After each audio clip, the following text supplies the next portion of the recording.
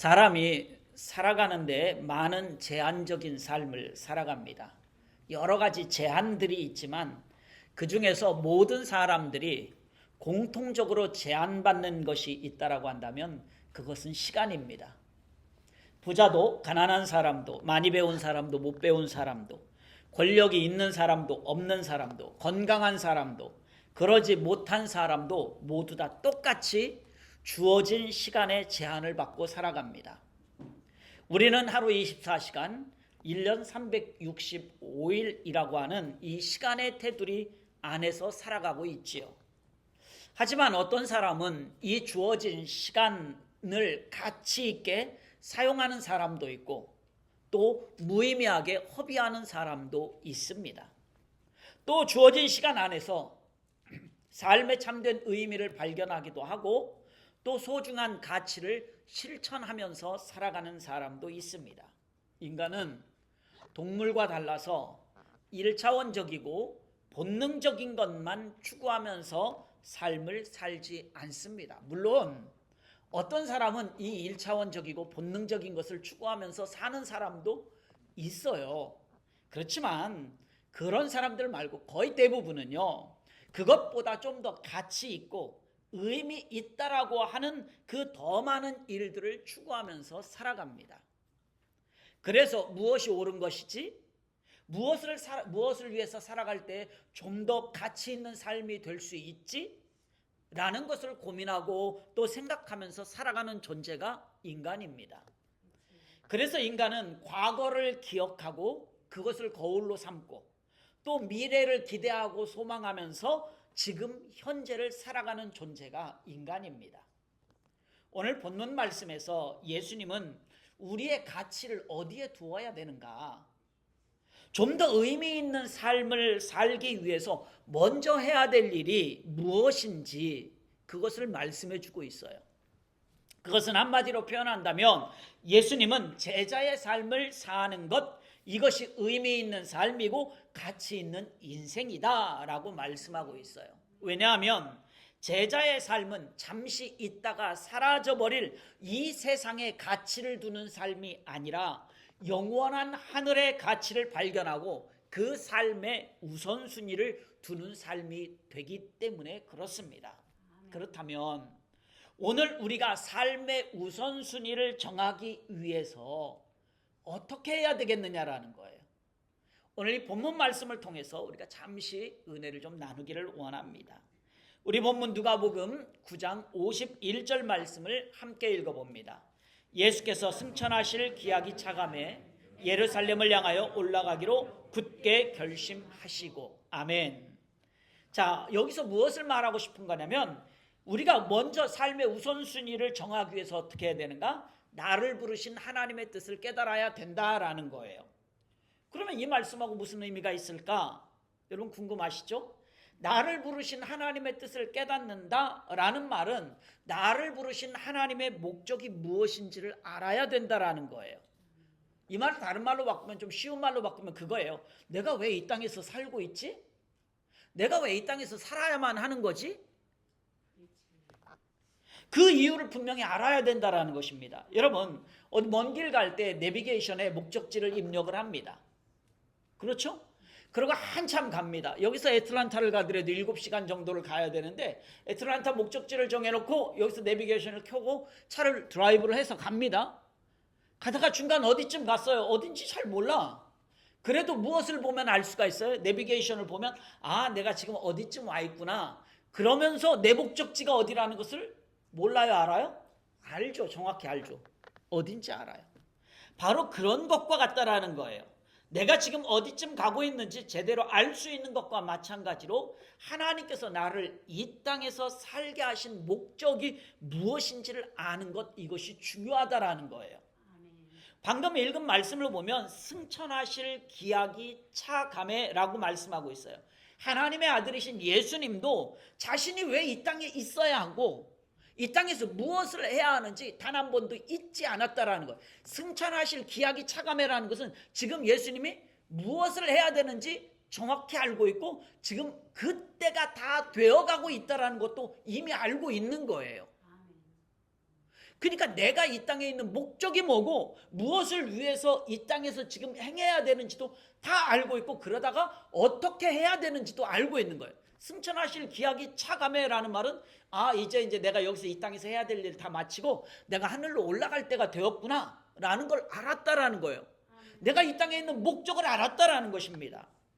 왜 내가 이 땅에 있는지, 왜 내가 천국 복음을 전해야 되는지, 왜 내가 부활의 몸을 보여줘야만 하는지, 내가 왜 승천해서 하늘 보좌에 있어야 하는지를 예수님은 다 아셨다라는 거예요. 내가 있어야 될 목적을 알았다라는 거예요. 그것이 무엇인가, 내가 있어야 될 목적이 무엇인가, 그것이 하나님의 뜻이라는 거예요. 예수님은 하나님의 뜻을 정확히 아셨어요. 그래서 수많은 사람들에게 예수님은 고난과 십자가의 죽으심을 보여주셨고요, 그 가운데 하나님의 구원의 계획을 보여주셨고요, 영광스러운 승천을 통하여서 최종적인 승리를 보여주실 것입니다. 여러분들도 많이 들어보셨을 것이고요, 아마 여러분들도 이미 잘 알고 있을 거예요. 웨스트민스터 소요리 문답 제1번 첫 번째 질문이 무엇이냐면, 사람의 제일 되는 목적이 무엇인가 라는 질문이에요. 여기서 영어로는요, What is the chief end of man이에요. chief of end라는 말을 써요. 여기서 목적이라는 말을 goal, 목표로 쓰고 있지 않아요. 이 말은 무슨 말이냐면, 골이라는 것은 내가 무엇인가 수고하고 노력해서 도달하는 목적지를 말하는 거예요. 골은. 근데 the chief end라는 말은 무슨 말이냐면, 내가 노력하는 게 아니에요. 내 인생의 끝자락을 바라보면서 지금 현재 내가 어떻게 살아야지 라는 것을 생각하는 거예요. 그래서 조금 달라요. 내가 왜 이 땅에 존재해야 되는지 근본적인 의미를 묻고 있는 거예요. 사람의 제일 되는 목적이 뭐냐? 네가 열심히 노력해서 이루어야 될 목표가 뭐지? 라는 질문이 아니라, 너의 인생의 맨 마지막이 있어. 그 마지막을 위해서 지금 네가 어떻게 살아야 되고 있는 거야? 라는 것을 질문하고 있는 거예요. 이 질문에 대한 첫 번째 답은 이겁니다. 사람의 제일 되는 목적은 하나님을 영화롭게 하고 영원토록 그를 즐거워하는 것이라고 답을 합니다. 이러한 삶은 내가 무엇을 이루느냐, 내가 노력해서 무엇을 이루느냐, 나 중심적인 삶이 아니라 하나님 중심적인 삶을 사는 목적이라는 거예요. 즉 내가 원하는 삶이 아니라 하나님이 원하시는 삶을 사는 것, 나의 계획, 나의 진로, 나의 시간 활용, 나의 인간관계 속에서 이것이 하나님께 영광이 되는가 아닌가 라는 것을 기준으로 삼고 살아간다라는 거예요. 이러한 삶은 단지 교회 안에서만 예배를 드리는 순간에만 살아가는 삶이 아니라 우리의 모든 일상생활에서 또 모든 순간순간에 무엇을 마시든지 무엇을 먹든지 다 하나님의 영광을 위해 하라라는 말씀을 실천하는 삶이에요.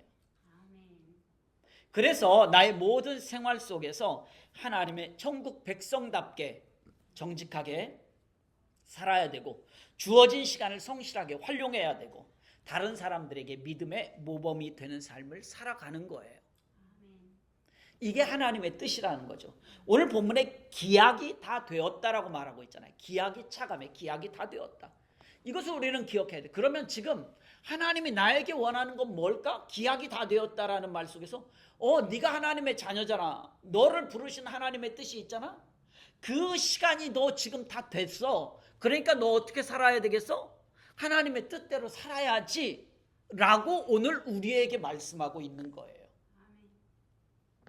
지금 하나님의 뜻을 깨닫고 살아가야 할 때가 다 되었다라는 거예요.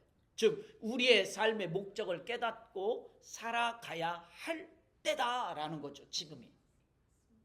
지금이 하나님께서 나에게 주신 삶의 목적을 깨닫고 살아가야 할 때 그 기약이 됐다라는 거예요. 이렇게 살아가는 것이 하나님께서 나를 부르신 하나님의 뜻이라는 사실을 우리는 깨닫고 우리 모두가 그 삶의 우선순위를 하나님의 뜻을 아는데 하나님의 뜻을 깨닫고 살아가는데 둘 수 있기를 소원합니다. 또 우리의 삶의 우선순위를 정하기 위해서 우리는 어떻게 해야 되냐면요, 지혜로운 선택을 좀 해야 돼요. 우리 본문 누가복음 9장 54절 55절 말씀을 함께 읽어봅니다. 제자 야고보와 요한이 이를 두고 이르되 주여 우리가 불을 명하여 하늘로부터 내려 저들을 멸하라 하기를 원하시나이까. 예수께서 돌아보시며 꾸짖으시고 함께 다른 마을로 가시니라. 아멘. 자, 이 말씀이 무슨 말씀이냐면 예수님은요 갈릴리를 중심으로 사역을 하셨죠. 그리고 그 뒤에 이제 어디로 가자 그럽니까? 예루살렘으로 가야 되겠다. 내가 예루살렘에 올라가야지 하고 결심을 하십니다. 그런데 예루살렘에 가면 예수님은 분명히 어떻게 됩니까? 여러분도 잘 알다시피 체포됩니다. 십자가의 고난을 당합니다. 거기에 죽음이 기다리고 있어요. 그럼에도 불구하고 예수님은 야 이제 예루살렘으로 내가 가야 되겠다라고 말씀하시는 거예요. 이것을 예수님은 다 알고 계세요. 알고 계시면서도 예루살렘으로 가시겠다라는 거예요. 예루살렘으로 가는 가장 빠른 길은요 사마리아 지역을 통과해서 내려가는 거예요. 갈릴리에서 내려가는 겁니다. 그런데 당시 유대인들과 사마리아 사람들은요 뿌리 깊은 반목과 적대감이 심했어요. 그래서 그것 때문에 어떻게 하냐면 내려오다가 요단강을 건너갑니다. 건너가서 동편으로 가서요 베레아 지역에서 아래로 내려왔다가 다시 요단강을 건너와서 예루살렘으로 가는 그러한 여정을 택해서 갑니다. 그게 일반적인 방법이었어요. 왜 그러냐면 이렇게 가면 그렇게 가면 한 5일에서 7일 정도 걸리는 길인데 그래도 그렇게 가는 이유가 있어요.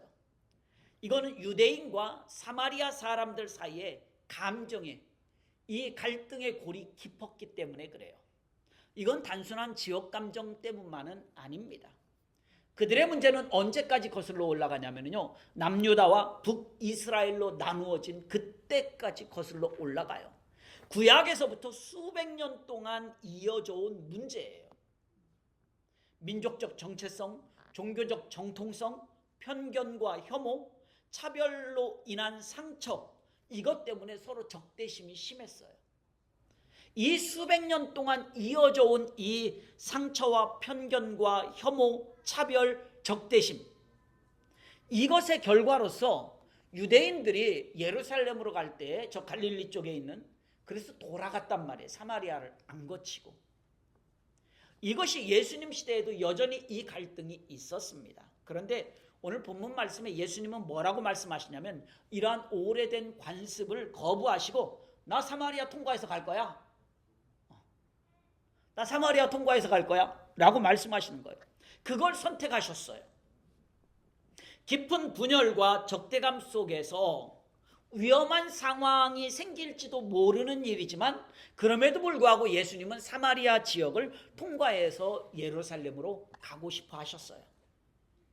그런데 말씀해 보니까 사마리아 사람들이 그걸 허락을 해주지 않았어요. 안 돼, 못 지나가.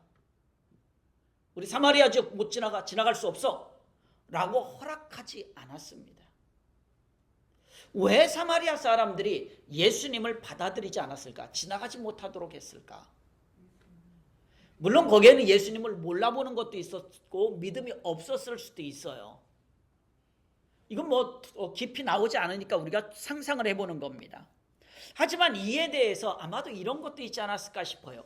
예루살렘으로 가시는 예수님 때문에 사마리아 사람들이 자존심이 상했을 수도 있어요.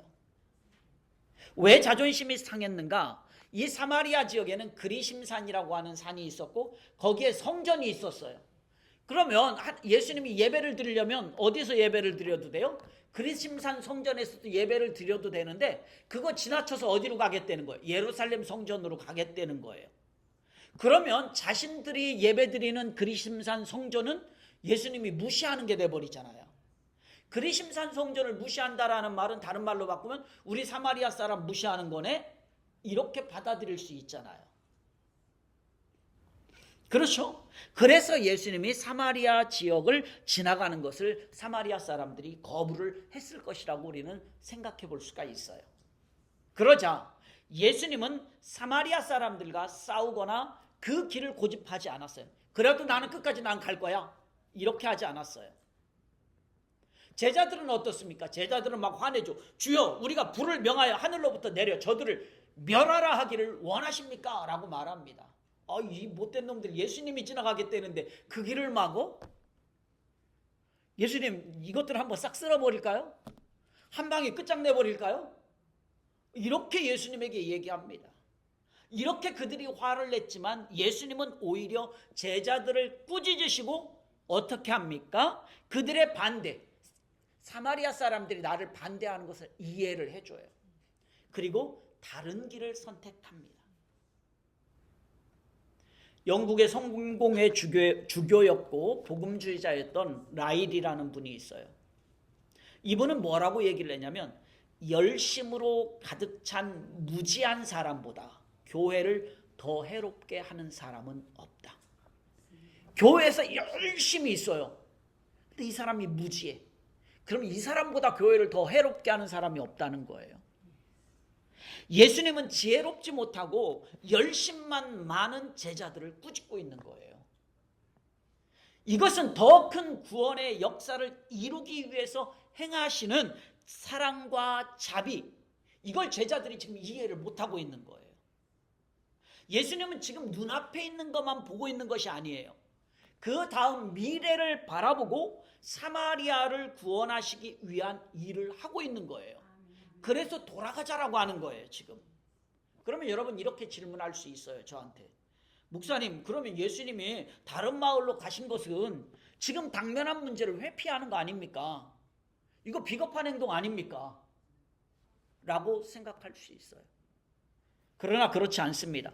예수님께서 다른 마을로 가셨다라는 것은 비겁한 행동도 아니고 단순한 회피도 아닙니다. 예수님은 갈등과 다툼으로 사마리아 사람들을 구원할 수 없다라는 걸 이미 아신 거예요. 내가 그렇게 강력하게 밀어붙인다고 저 사람들이 나를 받아들일 게 아니라는 걸 아신 거예요. 그런 방법으로는 그들과 사이좋게 지낼 수 없다라는 걸 이미 아신 거예요. 그래서 예수님은 우회하는 방법을 선택하신 것입니다. 자, 우리가 삶의 우선순위를 정할 때 어떻게 되는가? 우리는 지혜로운 방법과 지혜로운 선택을 좀 할 수 있어야 된다는 거예요. 우리에게 있어서 이렇게 지혜로운 방법과 지혜로운 선택은 참 어려워요. 쉬운 거 아닙니다. 진짜 쉬운 거 아니에요. 어려워요. 때로는요, 강하게 밀어붙이고 계속 앞으로 전진하는 것, 이것이 쉬워요. 그래서 그거 하기 쉽잖아요. 왜요? 그렇게 하면 빠르고 확실한 결과를 만들어낼 수 있어요. 맞아요. 밀어붙이면 됩니다. 그러면 결과는 확실하게 얻어낼 수가 있어요. 그러나 그것이 진짜 지혜로운 방법일까? 그것이 진짜 지혜로운 선택일까? 저는 많은 의문을 남기게 된다라는 거예요. 그 길이 빠를지 몰라도, 그 길이 강력할지 몰라도. 예수님도 제자들 말처럼 한번 싹 하늘에서 불을 내려서 쓸어버리면 그 사람들 놀래고 무서워서 예수님한테 꼼짝 못할 겁니다. 예수님이 한마디만 하면 말 다 잘 들을 거예요. 강력하고 확실하잖아요. 빠르잖아요. 그런데 과연 이것이 지혜로운 방법이고 지혜로운 선택이겠느냐라는 거예요. 예수님은 그게 아니라는 거예요. 오늘 예수님이 다른 마을로 가신 것은 사마리아를 포기한 것이 아니라 오히려 복음이 다른 곳으로 더 확산되어지는 계기를 만드신 거예요. 이러한 예수님의 가르침에서 우리는 지혜를 좀 배워야 됩니다. 우리도요, 때로는 거부와 거절 때문에 상심하거나 포기하고 싶은 마음이 생겨납니다. 때로는 분노가 일어날 때도 있습니다. 그럼에도 불구하고 우리는 예수님처럼 믿음의 확장, 구원의 은혜의 확장, 복음 전파의 확장을 위해서 지혜로운 방법과 지혜로운 선택을 할 수 있어야 한다는 거예요. 왜냐하면 그것은요, 절대 포기가 아니에요. 그렇게 했다고 저 포기했네? 아니요, 포기가 아닙니다. 그것이 비겁한 행동이 아니기 때문에 그렇습니다. 회피하는 일이 아니기 때문에 그렇습니다. 우리가 세상의 표현을 빌려본다면 이런 말이 있잖아요. 지혜로운 방법과 지혜로운 선택은 결국 무엇을 위한 것인가? 빅픽처, 큰 그림을 위한 것. 그죠? 지금 당장 눈앞의 것을 보는 게 아니라 큰 그림을 그리는 거예요. 예수님은 이 큰 그림을 그리신 거예요. 제자들은 이 큰 그림을 못 본 거고, 이럴 때 주님 보시기에 기뻐할 만한 교회를 이룰 수 있는 것입니다. 오늘 우리가 삶의 우선순위를 어떻게 정할 수 있는가?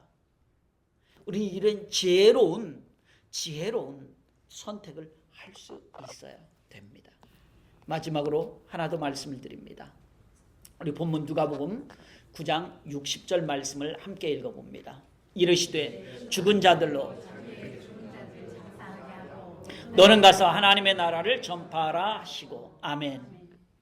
자, 여기 보니까 죽은 자들은 죽은 자들로 장사하게 하고, 너는 네가 해야 될 일, 하나님의 나라를 전파하는 일을 해야 돼.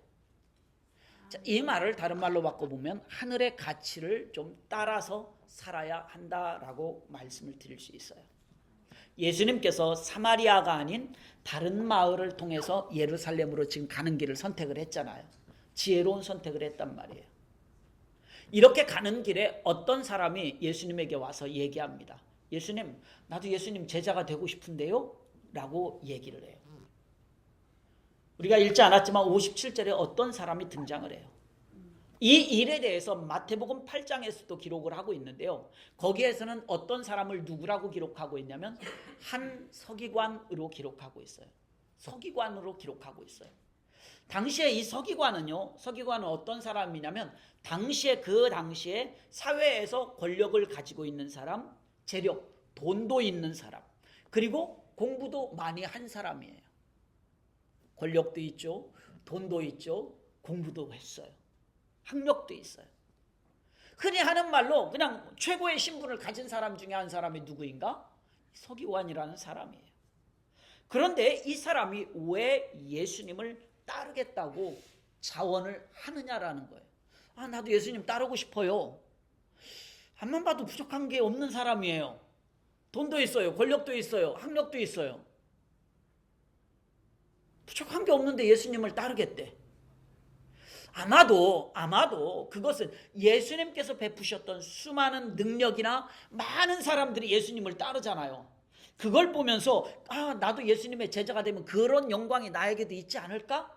라고 생각했을 수도 있어요. 그런데 예수님은 그 서기관에게 뭐라고 얘기하냐면요, 인자는 머리 둘 곳도 없다라고 말씀하고 있어요. 58절에. 자, 이 말은 무슨 말일까요? 다른 말로 바꾸면, 자, 지금 서기관은 권력도 있고 재력도 있고 학력도 있어요. 그런데 내 제자가 되려면 그것이 더 많아지는 게 아니라 그 있는 거 다 없어져야 돼 라는 얘기예요. 즉 제자가 되는 사람은 세상적인 영광과 안락함과 물질의 풍요함과 거리가 먼 사람이야 라는 얘기예요. 그런데도 너 내 제자 할 수 있겠어? 라는 말이죠. 너 권력도 있잖아, 너 돈도 있잖아, 너 학력도 있잖아. 그런데 제자는 그렇지 못하거든. 그것과 거리가 먼 사람이야. 그런데도 너 내 제자 할 수 있겠어? 라고 예수님 말씀하시는 거예요. 오히려 예수님의 제자가 되는 것은 안락함과 풍요로움이 아니라 고난의 길이라고 예수님이 말씀하고 있는 거예요. 그리고 방금 읽은 말씀과 같이 죽은 자들로 자기의 죽은 자들을 장사하게 라고 말씀하신 것은 세상에서 해야 될 일은 세상 사람들이 할 수 있도록 놔도 하나님의 일을 전파해야 되는 것이 그것보다도 더 우선순위에 있어 라고 말씀하고 있는 거예요. 그러니까 세상의 일과 하나님 나라를 전파하는 일에 있어서 우선순위가 어디에 있는가? 하나님 나라 전파가 우선순위에 있다라고 말씀하고 있는 거예요. 즉 이 말은 제자들에게 있어서 하나님 나라를 전파하는 사명이 가장 중요하고 시급한 우선순위다라는 거예요. 그러면 여러분들이 이 말씀 조금만 더 드립니다. 여러분들이 이렇게 말할 수 있어요. 그러면 하나님 나라를 전파하는 게 우선순위면 나는 공부하는 학생인데 그러면 공부보다도 그게 더 우선순위인가요? 라고 질문을 할 수가 있어요. 아니요, 그 얘기가 아니에요. 물론 맞습니다. 하나님의 자녀로서 하나님 나라를 전파해야 되는 것, 하나님의 뜻, 하나님의 방법, 하나님의 가치를 따라 사는 것, 이것이 가장 우선순위인 건 맞아요. 그렇다고 해서 여러분들이 학생이 공부하는 것을 내팽개쳐야 된다? 그 말은 아닙니다. 그러면 여러분 이렇게 얘기할 수 있어요. 소방관이 있는데 소방관이 오늘 주일날이니까 주일날 예배 드려야 돼. 근데 저기 불났어. 빨리 지금 긴급 출동해야 돼. 어떻게 할 거예요? 와서 예배 드려야 돼요? 불 끄러 가야 돼요? 그러면 그 일을 먼저 했네? 주일날 예배를 안 드리고? 어때요? 이렇게까지 들어가면 이제 복잡한 문제가 생기니까 여기서 일단 접어두고요. 나중에 그 부분은 혹시 나중에 기회가 되면 말씀을 드리고요. 우리가 우선순위라는 것은 하늘의 뜻, 하나님의 뜻의 우선순위를, 하나님 나라의 우선순위를 둔다는 것은 우리가 하나님께 할 수 있음에도 불구하고 하지 않는 것이 아니라 어떻게든지 할 수 있는 것을 하는 거예요. 예를 들자면 우리 청년들 비행이 있잖아요, 주일날. 근데 그걸 내가 얼마든지 바꿀 수 있어. 그런데 그렇지 않고 그냥 주일날 비행하러 가는 것은 그건 안 된다라는 거예요. 바꿀 수 있음에도 불구하고 안 하는 거잖아요. 소방관 지금 저 불났어요. 불 끄러 가야 돼. 이건 어떻게 바꿀 수 있는 방법이 없잖아요. 지금 내가 조절할 수 있는 방법이 없잖아요. 할 수 있는 방법이 없을 때 가야 됩니다. 자, 그것은 그러면 하나님께 우선순위를 안 둔 것이다? 아니요, 그렇게 말할 수 없다라는 거예요. 이건 나중에 또 좀 더 깊은 얘기는 하고요. 바로 그렇습니다. 이렇게 우선순위는 하나님 나라를 전파하는 것이 가장 중요하고 시급한 우선순위라고 말씀하고 있는 거예요. 또한 나를 주저앉게 만들고 집착하게 만드는 일에서 벗어나야 하고 과거의 습관과 현재의 욕망에 사로잡혀서 하나님 나라를 전파하는 일에 방해가 된다면 우리는 그것을 과감하게 끊어낼 수 있어야 한다는 거예요. 결국 주님께서 말씀하셨던 나를 부인하고 자기 십자가를 지고 주님을 따르는 삶을 말하는 것입니다. 우리 마태복음 16장 24절 말씀을 함께 같이 읽어봅니다. 이에 예수께서 제자들에게 자기 십자가를 지고 나를 따를 것이니라. 아멘. 그렇습니다. 자기 십자가를 지고 나를 따를 것이니라. 오늘 우리의 삶은 어떤가요? 여러분의 삶은 어때요? 오늘 내 삶의 첫 번째 우선순위가 뭔가요? 여러분들 첫 번째 우선순위가 뭐예요? 여전히 세상의 것에 첫 번째 우선순위를 두고 살아가고 있나요? 여전히 나의 삶의 가치를 세상의 욕망에 두고 살아가고 있나요? 하늘의 가치를 따라서 살라고 예수님은 우리에게 단호하게 말씀하십니다. 하나님과의 올바른 관계 속에서 하나님의 자녀로서의 정체성을 잊지 않고 이 땅에서 살아가기를 원하십니다. 즉 하늘의 가치를 두고 살아가기를 원하신다는 거예요. 다윗은요, 삶의 첫 번째 우선순위가 시편 27편에 보니까 하나님을 바라보는 것이라고 고백하고 있어요. 사도 바울은요, 빌립보서 3장에 보니까 그의 삶의 첫 번째 우선순위가 그리스도를 아는 것이 가장 고상하다라고 말하고 있어요. 오늘 이 자리에 있는 저와 여러분들, 우리의 첫 번째 우선순위도 역시 하나님을 바라보는 것, 그리스도를 아는 것, 이것이 될 수 있기를 소원합니다. 바로 이것이 하늘의 가치를 따라서 삶을 살아가는 삶입니다. 말씀을 맺으려고 합니다. 사랑하는 성도 여러분, 우리는요, 우리 모두에게 동일하게 주어진 시간 속에서 살아가고 있어요. 저만 25시간을 살고 여러분들은 24시간을 사는 게 아니에요. 누구나 다 동일한 시간 속에 살아가요. 그렇기 때문에 우리는요, 그 동일한 시간의 제한 속에서 해야 할 일들에 대한, 여러분들이 해야 할 일들이 다 있잖아요. 그 일에 대한 우선순위를 정하고 하루하루 실행하면서 살아갑니다. 그래서 어떻게 할까요? 좀 더 가치 있는 삶, 좀 더 의미 있는 인생을 만들어 갑니다. 여기 있는 저도 그렇고 여러분도 그렇고. 오늘 말씀은요, 우리가 좀 더 가치 있는 삶, 의미 있는 인생이 되기 위해서 우선순위를 바르게 정하도록 말씀하고 있어요. 이런 우선순위를 정하기 위해서 먼저 우리는 하나님께서 왜 나를 이 땅에서 하나님의 자녀로 부르셨는지 그 하나님의 뜻을 깨달을 수 있기를 소원합니다. 다음으로 지혜로운 선택을 좀 할 수 있기를 소원합니다. 마지막으로 이 땅의 가치를 따르는 삶이 아니라 하늘의 가치를 따르는 삶이 되실 수 있기를 주님의 이름으로 소원합니다. 이런 선택과 삶에 바로 첫 번째 우선순위를 둘 수 있기를 소원합니다. 이 한 주간도요, 삶의 우선순위를 지혜롭게 정하고 하나님께 영광 돌리는 저와 여러분들의 복된 삶이 다 되실 수 있기를 주님의 이름으로 축원합니다.